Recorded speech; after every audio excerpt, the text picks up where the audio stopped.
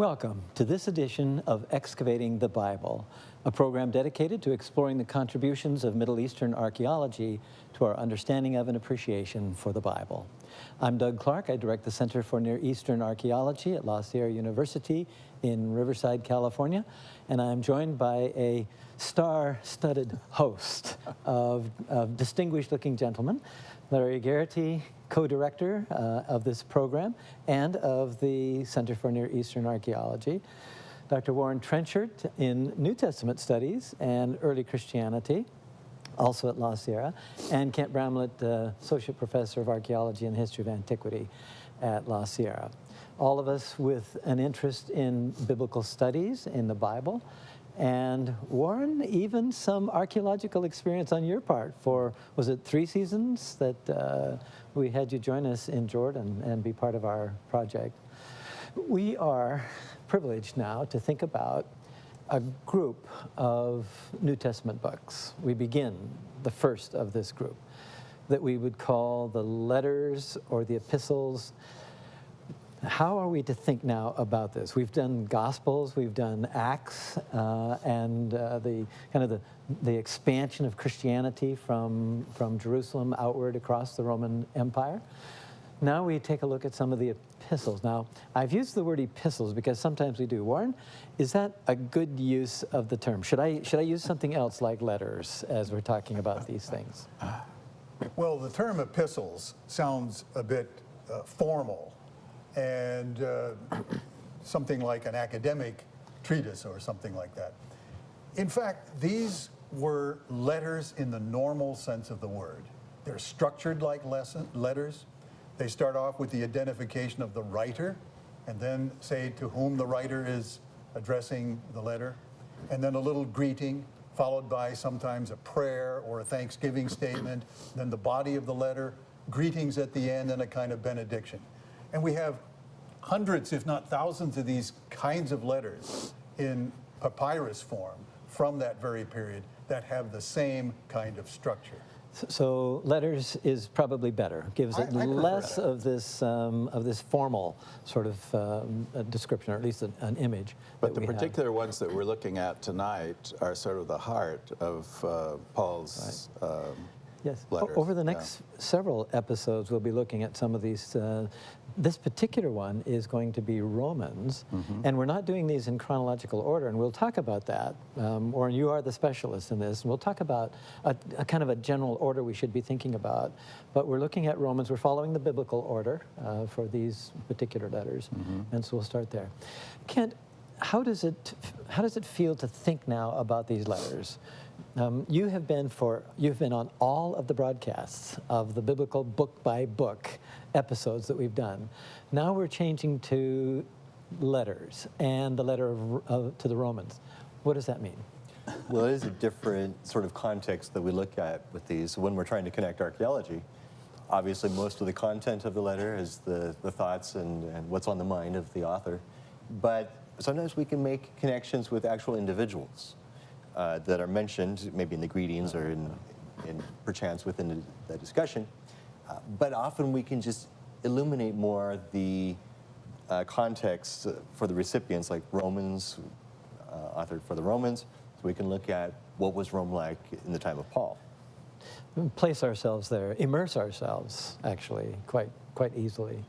In other words, the cities to which these letters were addressed, or the churches in those cities, we know quite a bit about from the excavations of those cities. That's different from a lot of the Old Testament, right? Right. And the Old Testament, of course, covers this span of hundreds of years. What do we have in the New Testament literature in terms of time span? Well, certainly it all takes place within or very close to the end of the 1st century. But remember, Jesus lived for the first third of that century. So we don't have any literary output really until we come to Paul, probably. So it is about at the middle of the 1st century, and then most of the materials of the New Testament have been written and published within the church, by the end of the first century. So a fairly narrow window chronologically. And so maybe the most helpful thing to do is what you suggested, and that is look at the cities themselves. Look at where these churches, often house churches, were located, and maybe feel something of how these recipients of Paul's letters must have felt. Maybe even, well, before they were read to them, but maybe afterwards too. I have to think about that. So, but before we do that, we have some artifacts on the table, and Kent, you have stone and glass to introduce us to. Well, it's probably nothing is more quintessentially Greco-Roman than a nice carved head or a bust from part of a statue. We don't have enough of this individual to be able to reconstruct in whether it was a complete form or not. But again, the head, it could have come from a number of contexts, but marble heads like this are definitely part of the Greco-Roman world. Again, many wealthy individuals would have their likenesses carved and would be put up in public locations as a form of honor, maybe in a niche in a building that they financed. And of course, deities and other of the Roman gods would be represented this way. And as we walk through a museum, chronologically, that's often how they're organized, and you come to the classical period, statues, statues everywhere. So this is a good example. We also have fragments of an inscription here. It could be a funerary text. It could be part of a monumental inscription documenting who and for what purpose something was constructed. And over here we have a brick from the 10th Legion, actually. And this is important thinking about Rome in the first century AD, because the 10th Legion was the legion under Vespasian and then later under Titus, which conquered Jerusalem. And of course in Rome we have then the depictions of some of the loot brought back from Jerusalem. Right. So that inscription would be in Latin. How about the other one? This one is in Greek, so we actually have both of the major official languages of the Roman Empire. Which also reminds us how complicated life was, because people, if they wanted to get along in different spheres of life, they needed to know different languages to accomplish that. And of course, the letters that we're talking about in the next few weeks are all written in Greek, aren't they? Right, Yeah. right. What else do we have, Kent? Roman glass. Roman glass is also very distinctive from the Roman period. They improved on the production methodologies that the Phoenicians had begun to heat sand, basically quartz, add some other components in it, and produce glass. But the Romans figured out how to blow the glass and create these elaborate shapes, upon which they could add appliques, so maybe streamers of molten glass, and produce vessels like this, which is a very specific form for makeup, for kohl, painting them around the eyes. The applicator would be kept in one side and the makeup in the other side. And in various kinds of small containers, usually for perfumes, for scented oils, unguents, either for funerary purposes or just for special occasions.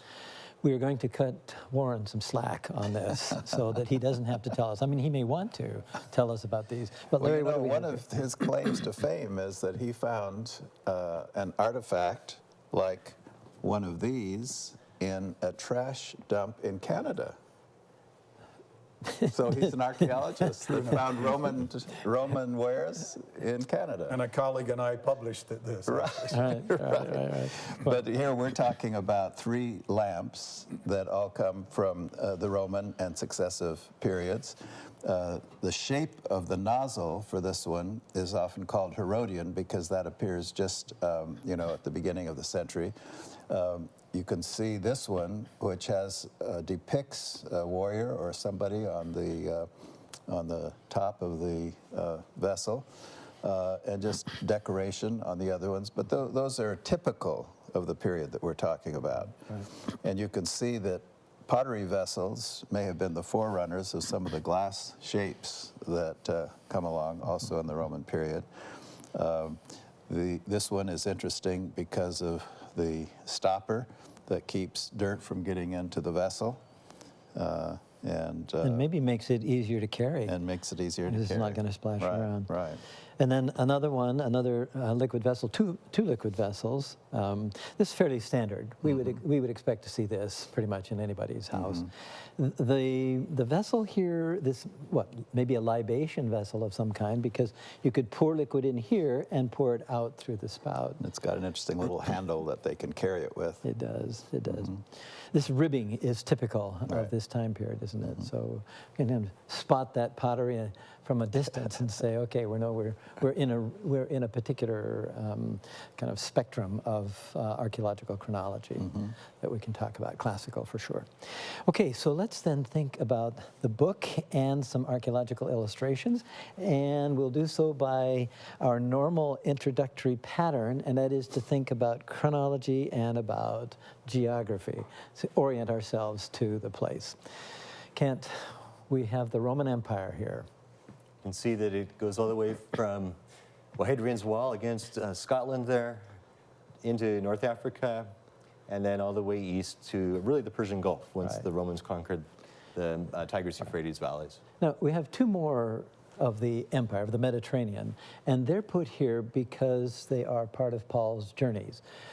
This one is the third journey, from which time in Corinth the letter to the Romans was written. And where is Corinth on this map? Kent, I didn't circle it, but it's... Right, we're way over in Greece, so in the far left.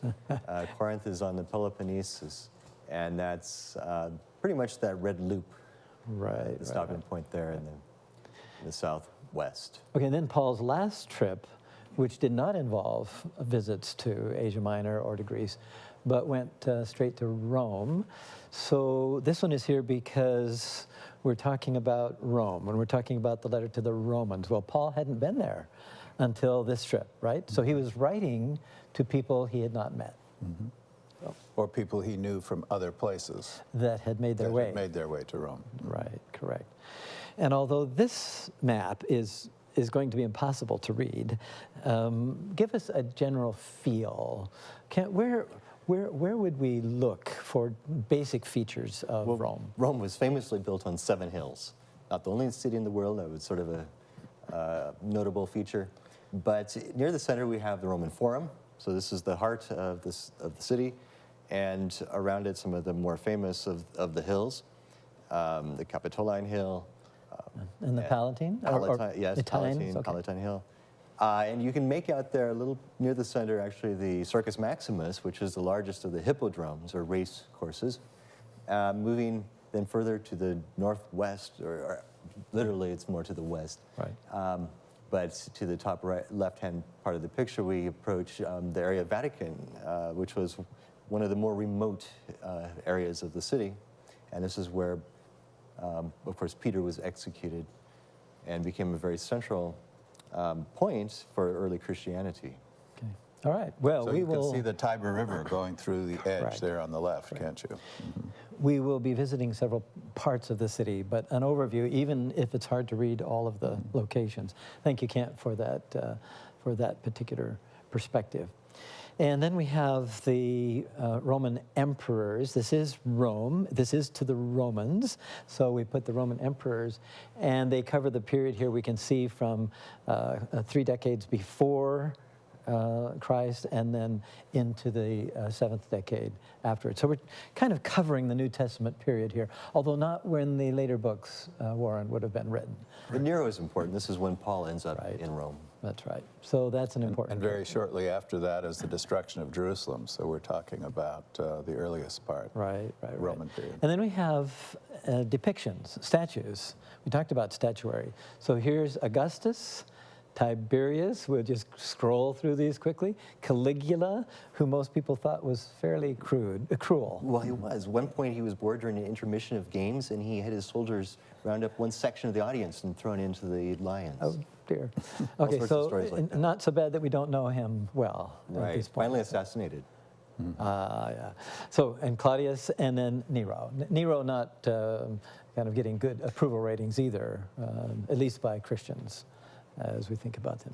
Claudius figures very importantly in the story of Romans. Tell us how.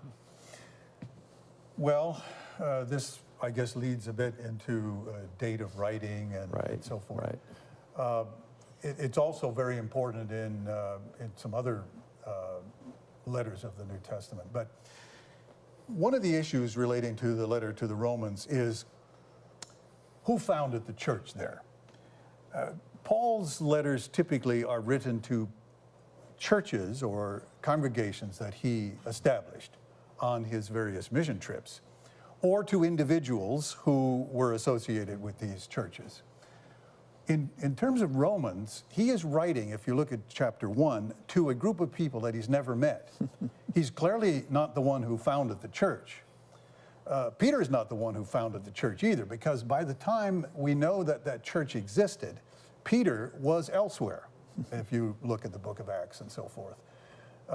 Notably at that conference in Jerusalem when Paul had come Acts back 15, from his right. first mission trip. But there is a very interesting little line in the 18th chapter of 1 Corinthians in which Paul refers to some of his friends, particularly Priscilla, a woman, and Aquila, her husband, who is said, I shouldn't say Paul refers to this, the writer of Acts refers to them, and says that they had recently come from Rome when Claudius had expelled the Jews. We had the date of Claudius up there up through about 54. Claudius expelled Jews. We know from Roman history, Suetonius, writing the life of Claudius, indicates that there was a major breakout of some kind of religious controversy and maybe cultural controversy in the Jewish community in Rome, led by, Suetonius says, a figure known as Chrestus. Chrestus is very similar etymologically to the word Christos. And so most scholars feel as though this is a reference to a dispute that developed in the Roman Jewish community, as it had done in other places, in Corinth and in Thessalonica and other places where Paul had gone, that was over, presumably, the messiahship of Jesus of Nazareth, who by that time was being called the Christ, or Christos. So it would seem as though Jewish Christians and other Jews at the time were expelled from Rome. And this figures very heavily then, I think, into the reason Paul wrote the book, and we can talk about that a little bit later. But it helps us date. It could not have been written prior to AD 49, when all of this these events took place in During Rome. the time of Claudius. During the time of Claudius. Wow. Good. So as we look at this particular slide, we're looking at several characteristics. Typically, when scholars approach a book, they ask these questions. Quick review of these, Warren, and then we'll turn then to the outline of the book. Scholars have concerns about establishing the authenticity of the authorship of various pieces of the New Testament that have traditional names associated with them. And of course, we have a whole series of writings associated with the name of Paul. I guess I would say this: if Paul didn't write Romans, he didn't write anything.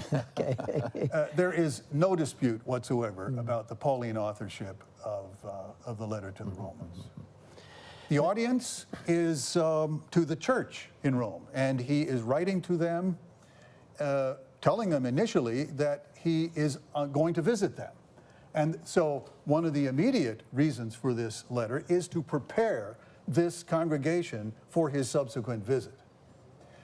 But if you look at the text, there is clearly a distinction between these two groups of people in that church.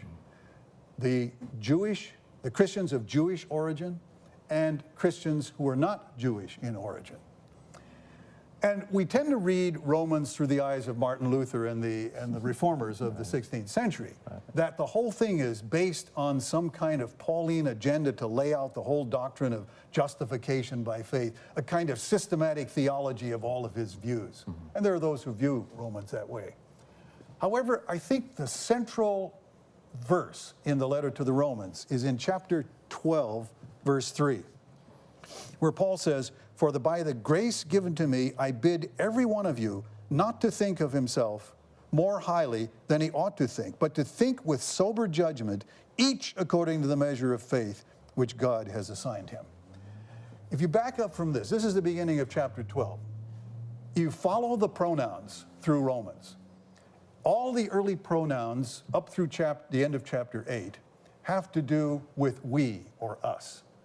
And it's with that group that Paul identifies. He's speaking to Jewish Christians, and he is trying to help them to understand that they have no special privilege with God that is different from any other person on the face of the earth. That they must come to God in faith and acceptance of the divine salvation through Jesus of Nazareth, his death and resurrection, like anyone else. But the people, the other side of the group there, were the Gentile Christians who were left in charge when all the Jews were expelled. Were forced out, yeah.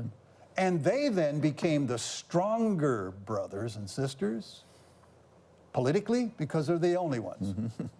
But they identify with Paul's new understanding of God's gospel in the world, which then gives the Gentiles a kind of very important status in their own minds, to the point where they began, when these Jews filtered back into Rome, and they're already back by the time Paul writes this letter. He has a whole chapter of greetings, the largest group of personal greetings we have in the New Testament. Priscilla and Aquila are back in Rome when he writes this letter. By then, there was a tremendous social, cultural, and theological conflict developing in that group. And Paul wrote, according, I think, to chapter 12, verse 3, to bring them together. Right. Chapters 1 to 8 address the concerns that he has about the Jewish brethren and their misunderstanding of God's program in the world. And chapters 9 through 11, in these chapters, he's addressing the Gentile people and said, don't disregard God's historical revelation to and affection for his ancient people. And then in 12 through 15, before that chapter of greetings, he focuses on trying to bring them together. People have argued that if you want to get at Romans, you go to the end first. Yeah. And that's what you're saying. Right. Only start with 12. Don't go all the way to the end. Stop at 12. Well, let's look at the outline briefly. In a way, you've talked about this, Warren.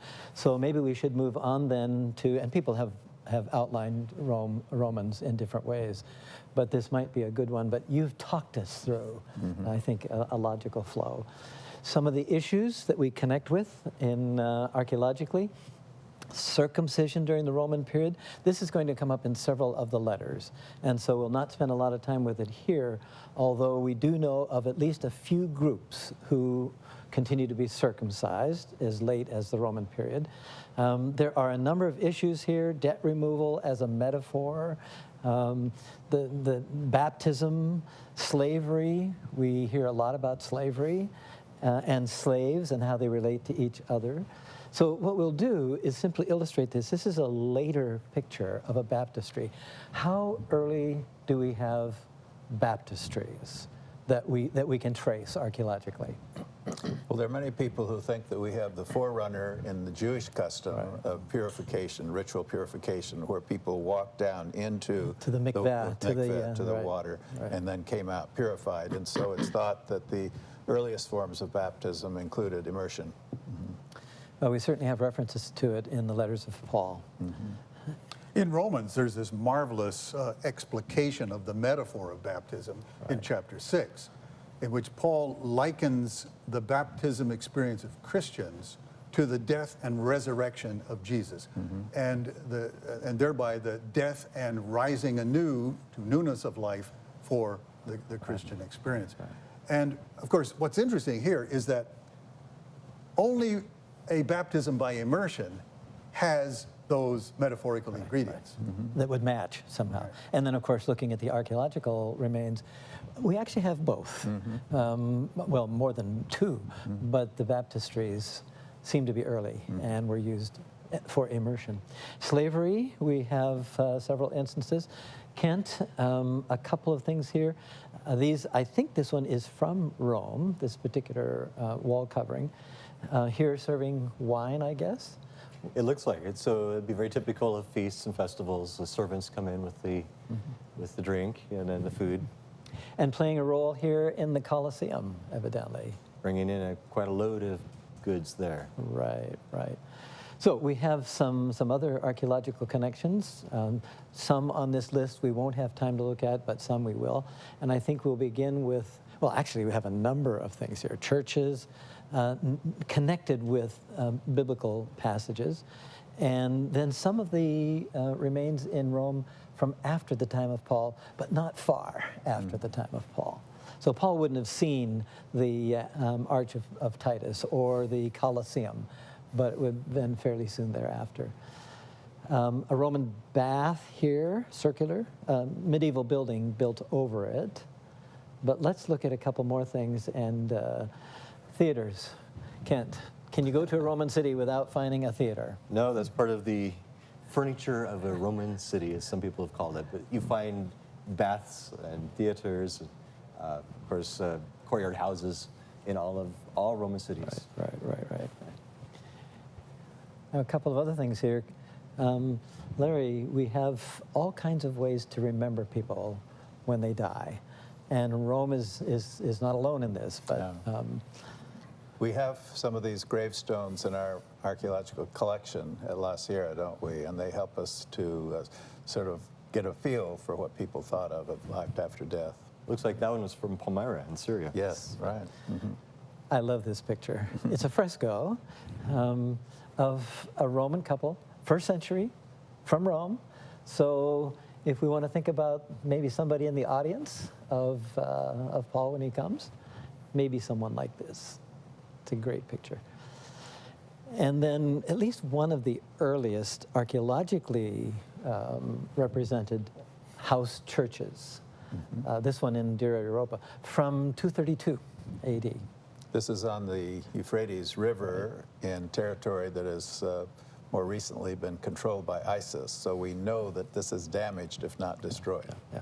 We may not see this one again.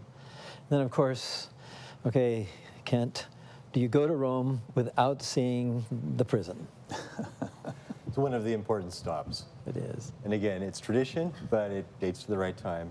We don't know that Peter and Paul were imprisoned there as As tradition people dictates. associate it, that's right, they associate with both. Both, right. Right, But it could well be. It could be an ancient tradition that, in fact, is based on an authentic tradition. And there's a picture of the interior. People have placed Paul behind this little podium. That may be pushing it a little bit too far, but in any case. So, and then another picture from the inside. And then the forum. But I want to end with a picture of Titus, the Arch of Titus, and in this case, the panel that has Jewish and, has Jewish symbols from Jerusalem. So a quick word about this. Well, it's representing the triumphal procession through Rome, and the placards are identifying some of the goods that have been looted, including the golden candlestick and the table of showbread there in the front. These have recently been identified as gold in color through special analysis of the... So painted at one point. Good, Exactly. good. Thank you, Larry, Warren, and Kent, and all of you for joining us for this edition of Excavating the Bible. We look forward to next time. Until then, think ancient, keep believing, and keep exploring.